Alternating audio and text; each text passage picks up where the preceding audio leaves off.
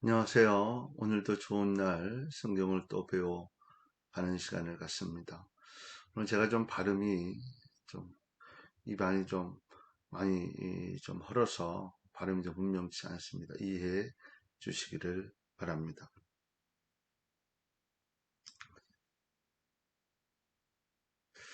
자, 오늘은 이제 사도들의 사도행전으로 넘어가서요. 사도들의 사역과 바울의 회심 음, 있는 부분들을 이제 함께 또 배우고 알아가는 시간 같습니다. 예수님의 공생의 기간 동안 팔레스타인에 없었던 바울은 예수님께서 부활 승천하신 후에 팔레스틴으로 다시 돌아오게 됩니다. 그 언제 돌아왔는지 정확한 시기는 알 수 없지만 스테반의 순교의 자리에 있었던 것을 보면 승천 후에 그리 멀지 않은 시기에 온 것 같습니다. 정치적인 변화는요, 헤롯 아그리파 1세가 죽는 정치적인 변화가 있었습니다. 지리적 고찰. 예수님의 부활의 승천 후에 성경의 중심 무대는 예루살렘에서 팔레스틴으로 전역으로 확산이 되어집니다. 빌립의 사마리아 전도, 또 베드로의 요빠와 가이사라 고넬료 가정의 방문, 스데반 집사의 순교, 이후에 예수님을 따르는 자들에 대한 핍박, 그래서 이 팔레스틴 밖으로 복음이 확산되어지고 성경 무대는 전 세계로 확산이 되어지는 잠재력을 가지게 됩니다. 미문이라고 하는 그 지역을 지역이 아니고 장소를 소개를 하는데요. 이순 당시 미문은 오늘날 황금문 안쪽시아에 있다. 역대상 9장에 보면 왕의 문으로 소개를 하고 있고요. 또 제2성전 시대는 수산문, 요 수산문이라든가 왕의 문이라든가 미문이라든가 이런 내용이 좀 들었던 내용이기도 하고 제사장들이 감람산으로 출입하는데 사용했다. 솔로몬 행각이라고 하는 장소.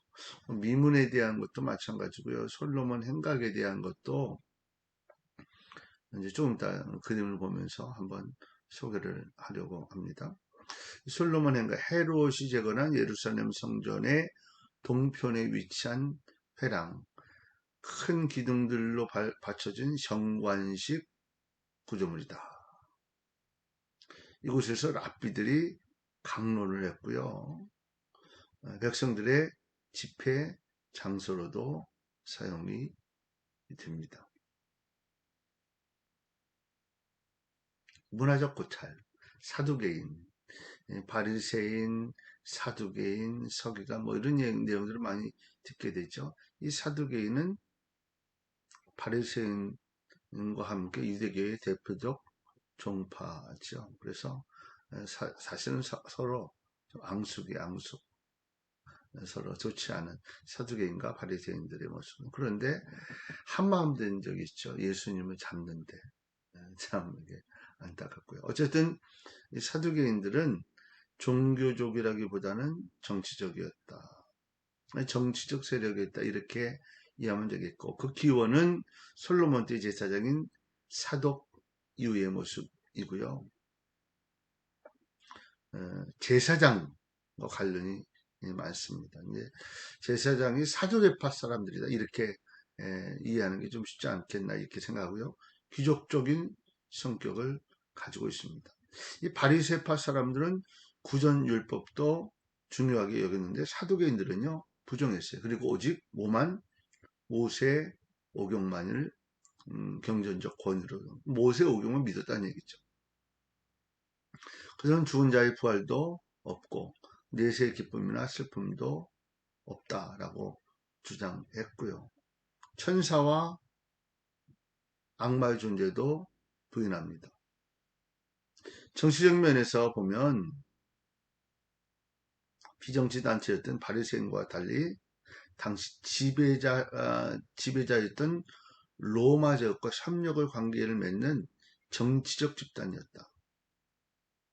정치적 권세도 누린 거죠.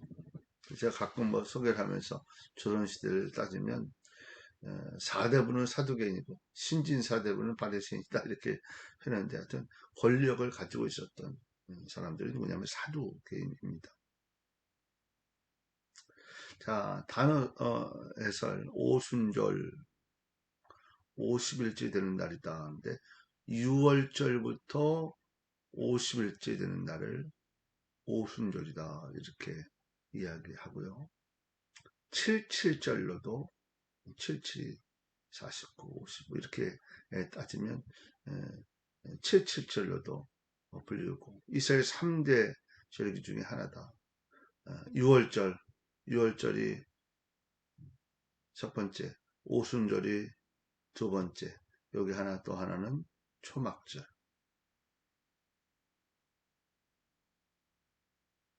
이렇게 해서 이것이 이제 3대 절기로 이해를 하시면 됩니다. 이 곡식을 수확할 수 있게 해주신 하나님 앞에 감사하는 절기였다. 뭐가요? 오순절이.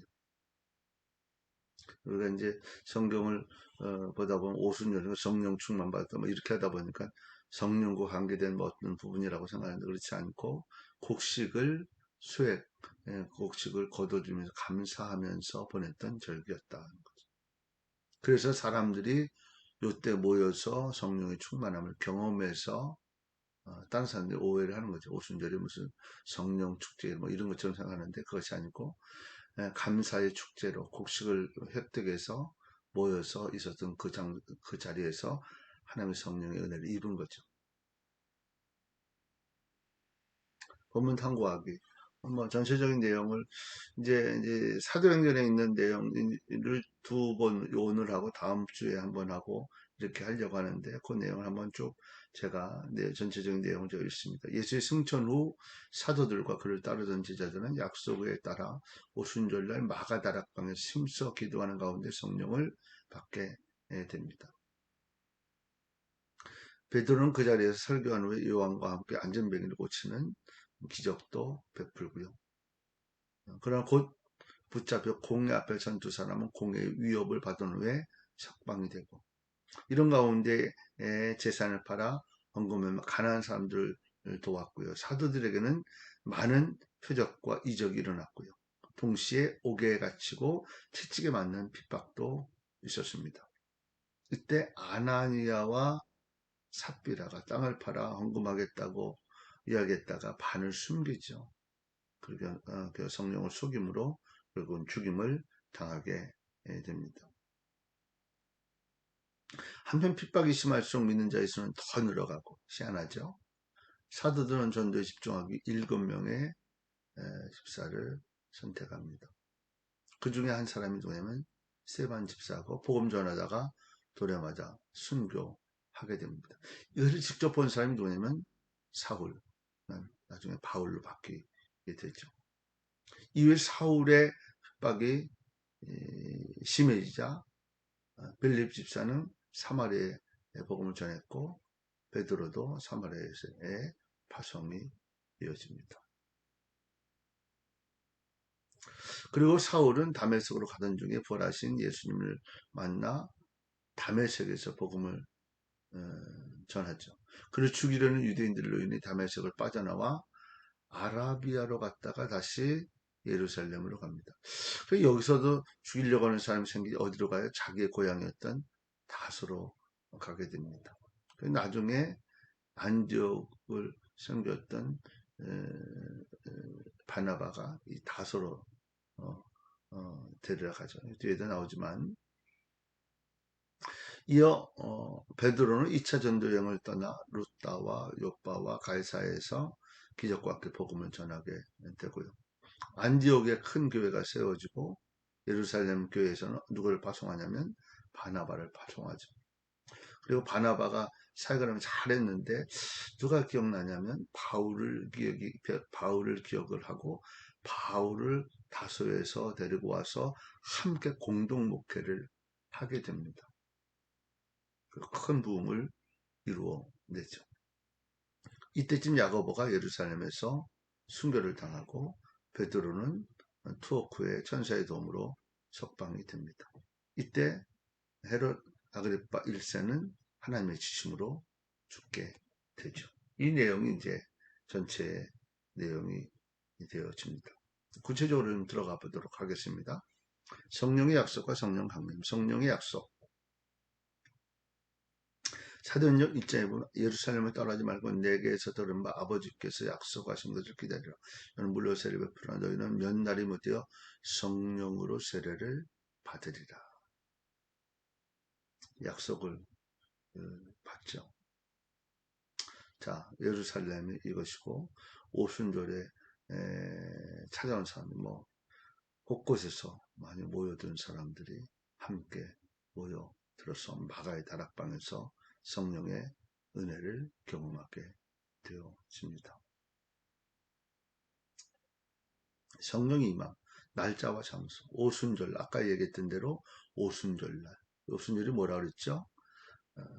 곡식을 거두고 축제를 하는 날. 그래 모여서 마가의 다락방에서 성령을 체험하게 됩니다.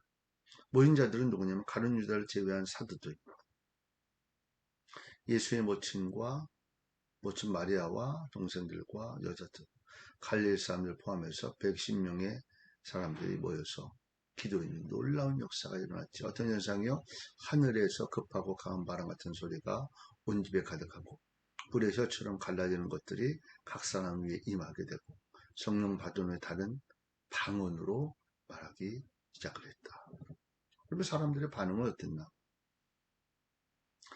세계 각지에서 온 사람들이 자기 나라의 방언으로 말하는 것을 보고 깜짝 놀랐다. 어떤 이들은 이것을 세술에 취했다라고 이렇게 조롱도 했다는 거죠. 자, 베드로의 오순절 설교. 설교 중심의 내용은 이 사람들이 방언하는 것은 술에 취한 것이 아니라 요엘 선지자가 미리 말씀하신 걸 이루신 것이다. 너희가 죽인 예수를 하나님이 살리셨다. 우리는 이 일의 증인이다. 하나님은 그 예수를 높이셨고 그가 약속한 성령 아버지께서 우리에게 부어주셨다. 이 설교에 대한 반응은 어땠냐면 마음에 찔려 우리가 어찌할까 하며 뉘우쳤다. 성령의 은혜를 체험하면 이런 은혜가 있죠. 너희가 회개하여 각각 예수 그리스도의 이름으로 세례를 받고 제사를 받아 그리하면 성령의 선물로 받으리니 이 약속은 너희와 너희 자녀와 모든 먼데 사람에게 하신 것이라. 그날에 어떤 일 3,000명이나 세례를 받았다. 사도의 가르침을 받고 교제하고 또 기도하는 일에 힘쓰게 되었다. 누가? 베드로가 설교하고 나서. 사도들의 활동 결과, 사도들로 인해 기사와 표적이 많이 나타났다는 거죠. 믿는 사람들의 생활에 변화가 일어나게. 어떤 변화가 일어났습니까? 물건을 서로 통용하고 자기 재산을 팔아 필요에 따라 서로 나눠주고 날마다 마음을 갖춰 성전에 모이기를 힘쓰고 떡을 떼며 기쁨과 순전한 마음으로 음식을 먹었다. 이들이 이제 변화가 일어나기 시작한 거죠. 하나님을 찬미하며 백성들에게 칭송을 받으며 구원받는 자가 날마다 더하게 하셨다. 라고 하는 것이 사도들의 활동 결과입니다. 베드로 요한의 나면서부터 못 걷는 사람 고침과 베드로의 설교. 나면서부터 못 걷는 자를 고치죠.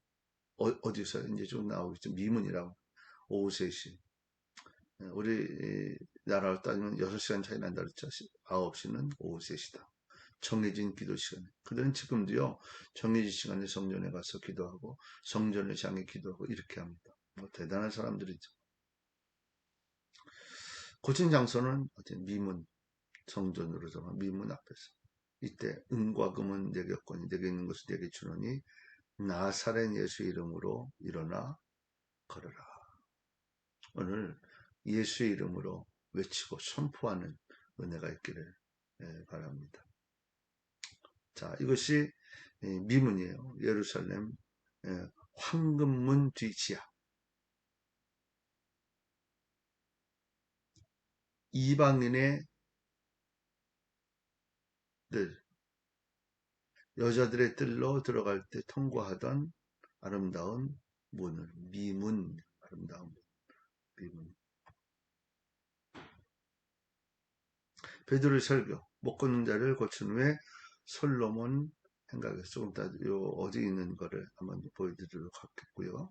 고침받는 자가 베드로와 요한을 잡자 사람들이 솔로몬 행각에 모이고, 우리 개인의 권능과 경공으로 걷게 한 것이 아니라 너희가 죽인 예수 그리스도의 이름으로 예수님이 하셨다라고 얘기해요. 그러면 너희가 회개하고 돌이킬 죄 없이 함을 받으라. 이같이 하면 새롭게 되는 날이 주 앞으로부터 이를 것이다.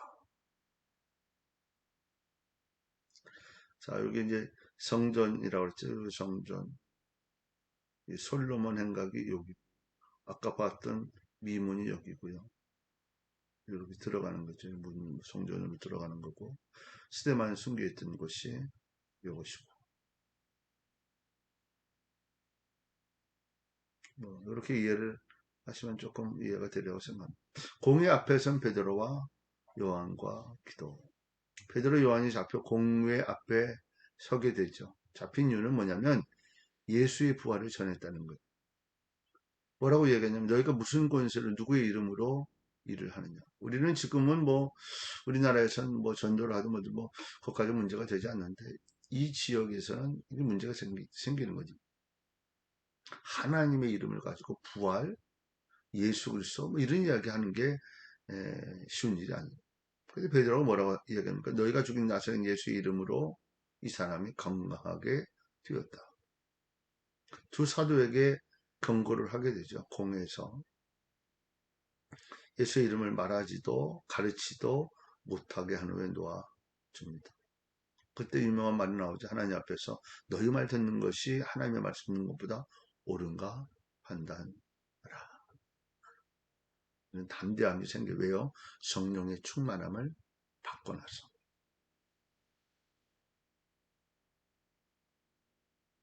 베드로 요한이 석방되고요. 석방에서 죽은 자들이 하나님께 기도합니다. 그들의 위협을 굽어 보시옵시고 또 종들로 하여금 담대히 하나님의 말씀 전하게 하여 주시옵소서. 기도가 끝나자 모인 곳이 진동하고 그리고 성령에 충만하여 담대히 말씀을 전하게 되더라. 아나니와 삽비라의 죽음. 믿는 무리들의 생각, 한마음 한뜻이 되어 물건을 통용하고 재산을 팔아 사도들에게 가져오고 바나바도 밭을 팔아 사도들에게 갖다 주었다.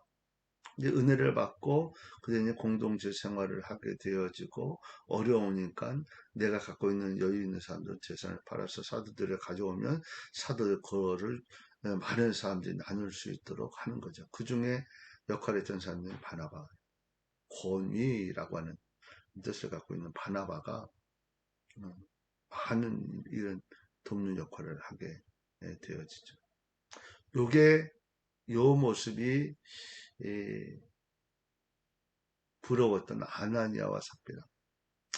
저는 이 아나니아와 삽비라가 누구의 마음은 저는 좋은 마음이었다고 생각해요. 그리고 나도 바나바처럼 되고 싶다. 여기까지는 좋았는데 그 다음에 신앙적인 결단이 부족했음을 보게 돼요. 부부가 땅을 팔아서 일부를 감추고 사도들 앞에 옵니다. 하나님 앞에 하는 일은 온전하게 지켜야죠. 베드로가 아나니아에게 내가 성령을 속이고 땅값 얼마를 감췄느냐. 땅이 그대로 있을 때는 내 땅이 아니며 판 후에도 내 마음대로 할 수 없더냐. 어찌 이 일을 내 마음에 뒀냐. 사람에게 거짓말한 것이 아니요 하나님에게로다. 그러자 아나니아가 혼인 떠나니 죽어 사람들이 장사하게 됩니다. 3시간 후에 누가요? 삽비라가 또 와서 똑같은 속임의 이야기를 하고 나서 이제 서로 입을 맞췄겠죠. 서로 입을 맞추는 거는 주를 위한 모습이 돼야 돼요. 나쁜 일에 맞추면 안 돼요. 너희가 어찌하여 꾀하여 함께 꾀하여 죄영을 시험하려 하느냐. 결국은 이도 역시 장사하게 됩니다. 뭐 사파로 그려진 내용이니까 그 즉시 죽는 모습을 보게 되는 거죠. 자, 사도들의 표적과 능력을 받은 사도들의 표적과 기사로 믿는 사람들이 마음을 같이하여 솔로몬행과 아까 그죠 성전 앞에 모이게 되고 많은 사람들이 병이 낫게 되어지고 귀신 들린 자가 고침을 받는 기적의 은혜들이 있게 되어집니다. 베드로가 고치는 내용을 그림으로 그리는 거죠. 사도들의 능력을 받음. 대제사장과 사도교인들의 당파. 시기가 가득해요. 왜 시기가 가득했을까요? 그들이 아까도 얘기했지만 이 사도교인들은 뭐죠? 정치적 집단이라고 그랬죠. 사도들을 잡아오게 가두게 됩니다. 천사가 옥문을 열고 사도들을 끌어냈으나 다시 잡아 공회 앞에 세우게 됩니다. 공회가 이야기하죠. 예수의 이름으로 가르치지 말라고 언급했는데 너희가 어떻게 예루살렘에 이걸 가르쳐서 가득하게 했냐. 베드로 사도들 사람보다 하나님께 순종하는 것이 마땅하니 우리는 너희가 죽인 예수의 증인이다. 담대함으로 증거하게 되어집니다. 일곱 집사를 선택함. 집사를 선택한 이유는 사람들이 성도들이 많아지고 제자가 많아지고 헬라파 유대인들이 자기의 과부들이 매일 구지에 빠져 시브리파 사람들을 원망. 아마 일손이 부족한 거죠. 그러니까 이제 화난 사람들이 우리는 왜 뺐냐 뭐 이렇게 하니까 그때의 사도들이 할 역할을 누가 했냐면 일곱 집사를 선택을 해서 일곱 집사가 사역을 하게 교회에서 봉사를 하게 되어지는 모습이 열두 사도가 오직 기도와 말씀 사역에 전념하기 위해서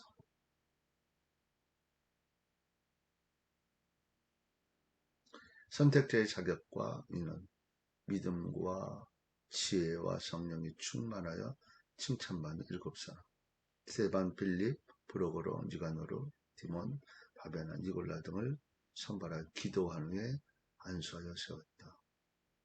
나중에 그곳에서 또 이단자들이 나오게 됐죠. 오늘 여기까지 하고 다음 주에 또 공부하는 시간에서 사도행전의 마무리 있는 부분들을 또 짚고 그 다음으로 넘어가도록 하겠습니다. 오늘 승리하는 한 날 되실 수 있기를 바랍니다.